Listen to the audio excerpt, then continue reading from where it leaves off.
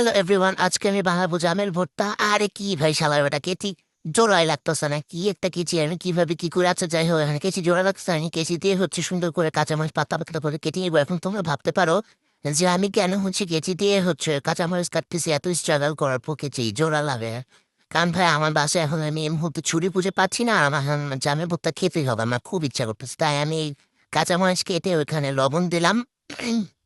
লবণ দেওয়ার পর এখন আমি ভালোভাবে হচ্ছে জামগুলাকে মাখায় নেব। দেখো আমি জাম একটা একটা করে ধরে ধরে ধরে ধরে আমি জামগুলাকে হচ্ছে টিপে টিপে গালাচ্ছি, যাতে ভর্তাটা খেতে অনেক বেশি মজা লাগে। আল্লাহ, শালা বেটা জাম এখনো শেষ হয় না, কতগুলা জাম, আমার ভালো লাগতেছে আর।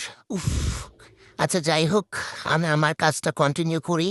এই দেখো আমার অলমোস্ট জামগুলা হচ্ছে সবই গালানো হয়ে গেছে, এখন আমি ভালোভাবে মিক্স করব। দেখো আমি খুব সুন্দর করে মাখায় ছাড়াই মিক্স করতেছি এবং টেস্ট করলাম যে কেমন হয়েছে, দেখলাম লবণ কম হয়েছে, তো আমি লবণ আর একটু অ্যাড করলাম। এই দেখো আমার হাত পুরো পিঙ্ক কালার হয়ে গেছে জামের কারণে। তোমার জীবনে এরকম পিঙ্ক কালার হাত দেখলো? এখন দেখো আমরা জামটাকে ভালোভাবে মাখা নিচ্ছি আর বারবার খালি খাচ্ছি। জামের ভর্তাটা বন্ধুরা এত মজা হয়েছে যে কি আর বলবো।